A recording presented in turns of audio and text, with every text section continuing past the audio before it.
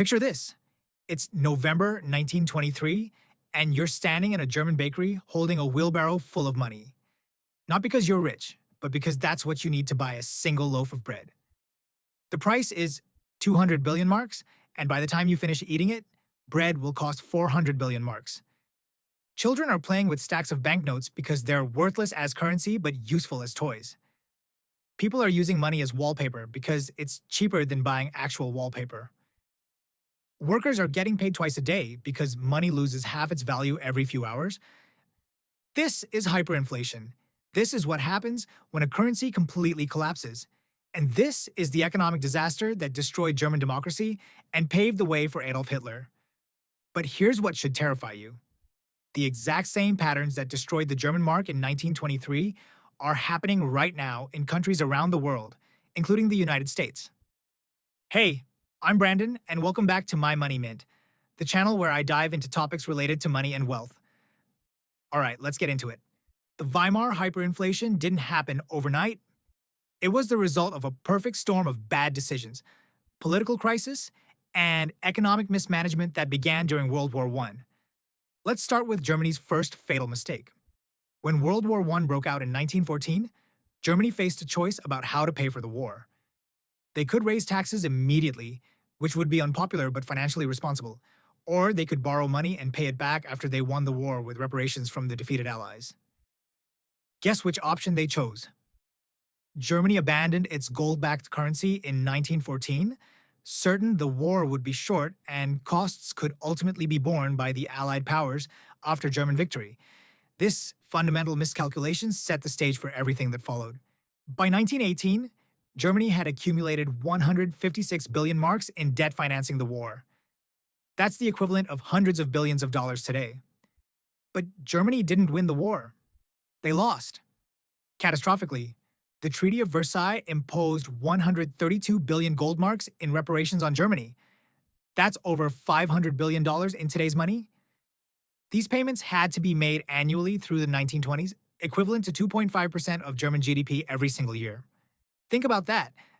Germany had to pay 2.5% of their entire economic output every year to the Allies, and these payments had to be made in gold-backed currency, not the paper marks Germany could print. This created an impossible situation. Germany needed foreign currency to make reparation payments, but they had massive debts in domestic currency and a devastated economy. In 1921, Germany failed to make reparation payments for the 34th time in 36 months. The Germans were clearly trying to avoid paying what they owed. In January 1923, French and Belgian troops occupied the Ruhr Valley, Germany's main industrial region, to force reparation payments. This was like having foreign armies occupy Detroit and Pittsburgh to collect American debt payments.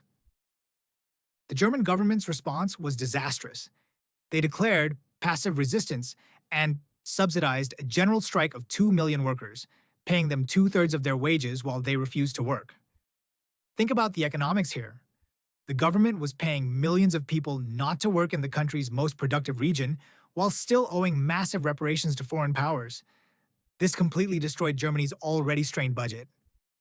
At the same time, the German central bank began buying foreign currency with paper marks at any price to make reparation payments. They were essentially printing money to buy foreign currency, which drove down the value of the mark. This is when hyperinflation exploded. The speed and scale of the German currency collapse is almost impossible to comprehend. In July 1922, prices were 700% higher than pre-war levels. That's already serious inflation, but it was nothing compared to what came next. By December 1922, it took 7,400 marks to buy $1. By November 1923, it took 4.2 trillion marks to buy $1. Let me put this in perspective. If you had 1 million marks in January 1922, by November 1923, that money wouldn't buy you a piece of gum. The practical effects were surreal and devastating. A cup of coffee ordered for 5,000 marks would cost 7,000 marks by the time you finished drinking it. A loaf of bread in Berlin cost 160 marks at the end of 1922, but 200 billion marks by late 1923. Families would rush to spend money immediately on payday. Fathers would buy monthly transit passes, and mothers would frantically purchase food before prices rose again.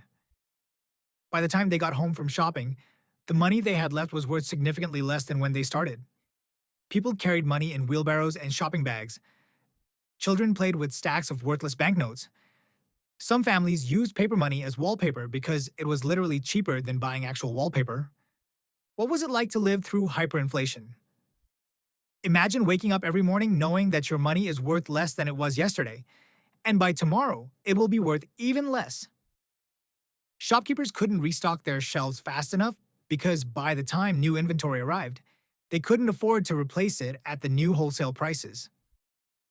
Farmers refused to accept worthless paper money, leading to food shortages in cities. Workers demanded to be paid twice a day, at lunch, and at the end of their shift, because money lost value so quickly that waiting until the end of the day meant significant losses.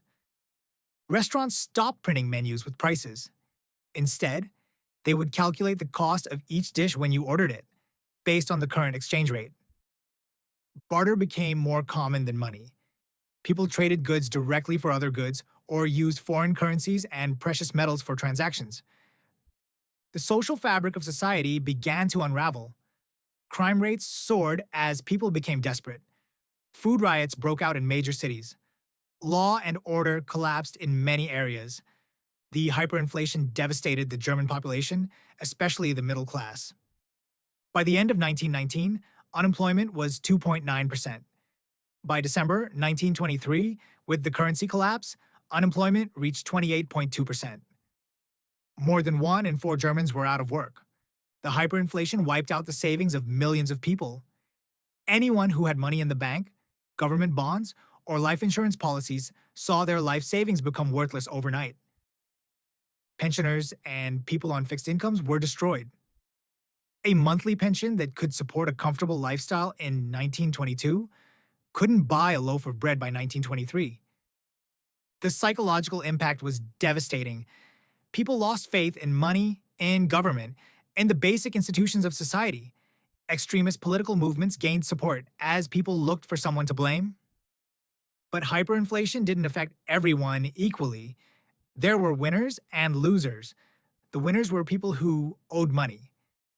If you had a mortgage or business loans in marks, hyperinflation essentially eliminated your debt.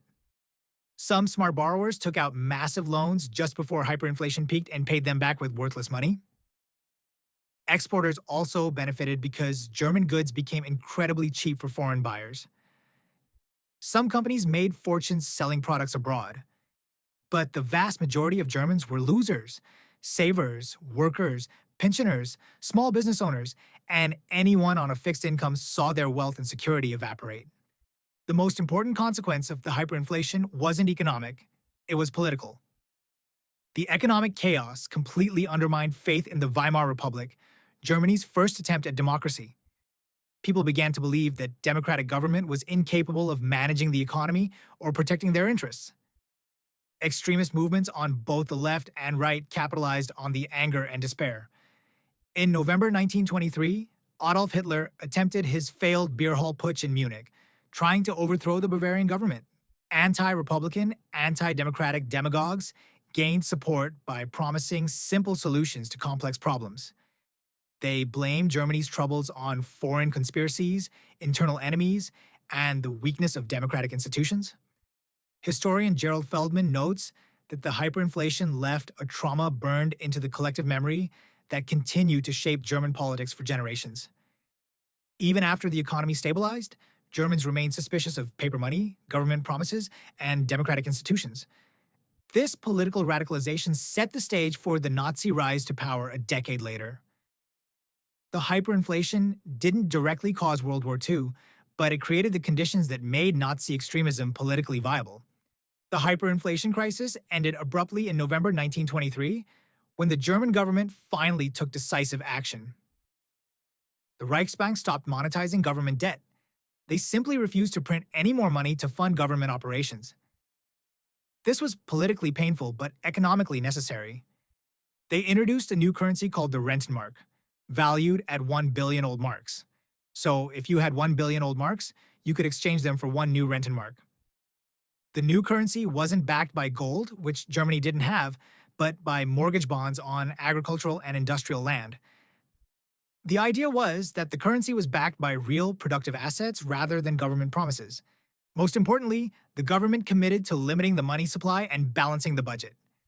They couldn't print money to solve their problems anymore. The stabilization worked. Prices stabilized almost immediately. Economic activity resumed. International confidence began to return. But the damage was done. The hyperinflation had destroyed the savings of the middle class, undermined faith in democratic institutions, and created the political conditions for extremism to flourish. Now, let's talk about why this 100-year-old crisis is relevant today. The most obvious parallel is massive monetary expansion during crisis periods. The Federal Reserve's response to COVID-19 included approximately $700 billion in new quantitative easing in March 2020 alone. The US printed more than $3 trillion in 2020 alone. That's one-fifth of all dollars in circulation, created in a single year. Like Weimar Germany from 1914 to 1923, the US M2 money supply has formed what economists call a ski slope pattern of exponential expansion. Both show similar exponential growth in money printing, though the US hasn't reached Weimar's extreme levels yet. Today, we see asset classes rising at alarming rates, from meme stocks like GameStop to NFTs to cryptocurrency. This mirrors Weimar, where, as currency declined, incentives to work and save also declined, pushing people towards speculation to keep up with inflation. During the pandemic, cryptocurrency markets showed classic bubble characteristics. Each major cryptocurrency displayed bubble behavior as investors sought inflation hedges. When people lose faith in currency, they flee to alternative assets. In Weimar Germany, people bought foreign currency, gold, and real estate. Today, people are buying Bitcoin, stocks, gold, and real estate. Countries that print too much currency tend to run budget deficits, creating vicious feedback loops. Today, governments spend more than they earn and expand central bank balance sheets at increasing rates to make up the difference. This is exactly what happened in Weimar Germany. The government couldn't balance its budget, so it printed money to cover the deficit, which created inflation, which required more money printing, which created more inflation. Perhaps most concerning are the political parallels. Conditions in contemporary America bear disturbing resemblance to Weimar Germany, with a pervasive climate of fear, populism, and demagogues playing on fear and anger to gain power. Research shows that economic hardship increases political polarization and breeds support for extremist parties. When people lose economic security, they become vulnerable to extremist messages that promise simple solutions to complex problems. A 2025 survey found 46% of global crypto users now view digital assets as inflation hedges, up from 29% in 2024. East Asia saw the steepest increase, from 23% to 52%, showing how macroeconomic stress drives adoption of alternative assets. This mirrors the Weimar experience, where people fled from paper money to anything with perceived real value. However, cryptocurrency's effectiveness as an inflation hedge remains contested due to extreme volatility, though Bitcoin's fixed supply theoretically makes it resistant to monetary debasement. But there are important differences between Weimar Germany and today's situation. The US doesn't face Weimar's exact predicament because American obligations are denominated in dollars that can be printed, rather than gold that cannot be produced at will. Germany had to make reparation payments in gold-backed foreign currency, which they couldn't print. The US owes money in dollars, which it can create. This gives America more flexibility, but also more temptation to abuse that privilege. Current US inflation peaked at about 9% in 2022. That's high, but nowhere near Weimar's hyperinflation levels. We're talking about elevated inflation versus economic apocalypse. The US economy is much larger, more diversified, and more resilient than 1920s Germany. Modern central banking has more sophisticated tools and understanding of monetary policy. The Federal Reserve, unlike the Reichsbank, has experience managing complex monetary systems. Though this knowledge may also enable more subtle forms of financial repression and manipulation. The US dollar is the world's reserve currency, giving America unique advantages that Weimar Germany never had. Other countries hold dollars as reserves, creating global demand that helps stabilize the currency. But this privilege isn't permanent and can be lost if abused. The Weimar experience offers crucial lessons about how quickly monetary and political stability can unravel. While we haven't reached Weimar's extremes, several warning signs are flashing. Exponential monetary expansion during crises. The response to COVID-19 showed that central banks are willing to create massive amounts of money when faced with economic disruption. Growing wealth inequality as asset prices surge. Those who own assets benefit from monetary expansion, while those who depend on wages fall behind. Political polarization and loss of faith in institutions.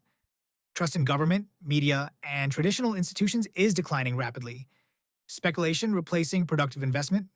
When currency becomes unreliable, people shift from saving and productive investment to speculation and get-rich-quick schemes. Search for alternative stores of value. The growing interest in cryptocurrency, precious metals, and other alternatives to traditional currency reflects declining confidence in fiat currency. The transition from monetary crisis to political extremism wasn't immediate in Weimar Germany. It took years of economic hardship to create conditions for radical movements to gain power. The hyperinflation ended in 1923, but its political consequences continued for a decade. The Nazis didn't come to power until 1933, but the economic trauma of the hyperinflation made their extremist message more appealing. This suggests that even if current monetary expansion doesn't immediately cause hyperinflation, it could create political instability that emerges years later. The Weimar experience teaches several crucial lessons. First, monetary policy is never just about economics. It's about maintaining the social contract that holds democratic societies together. Second, the temptation to print money to solve fiscal problems is enormous, but the long-term consequences can be catastrophic. Third, hyperinflation doesn't just destroy wealth, it destroys faith in institutions and creates political instability that can last for generations. Fourth, the winners and losers from monetary expansion are very different groups, creating social tension and resentment. Fifth, once hyperinflation begins, it's extremely difficult to stop without drastic measures that cause severe short-term pain. Today's challenge is recognizing these patterns before they reach crisis levels and implementing solutions that address both economic fundamentals and political stability. This means maintaining fiscal discipline even when it's politically difficult. It means avoiding the temptation to print money to solve every economic problem. It means preserving faith in democratic institutions and the rule of law. Most importantly, it means learning from history rather than repeating it. The collapse of Weimar Germany's currency wasn't just an economic disaster. It was a social and political catastrophe that destroyed democracy and paved the way for one of history's most destructive regimes. The hyperinflation began with reasonable-seeming decisions during a crisis: finance the war through borrowing rather than unpopular taxes, print money to meet international obligations, support unemployed workers during economic disruption. Each decision seemed rational in isolation, but together they created a death spiral that destroyed the currency, impoverished the population, and undermined democratic institutions. The parallels to today's monetary expansion, asset bubbles, and political polarization are unmistakable. We haven't reached Weimar's extremes, but we're following a similar path. The question is whether we'll learn from Weimar's experience and change course, or whether we'll continue down the same road until we face our own currency crisis and political breakdown. The ghosts of Weimar remind us that economic policy is never just about economics. It's about preserving the social contract that holds democratic societies together. And when money becomes worthless, everything else becomes negotiable, including democracy itself. Thank you for watching my Money Mint.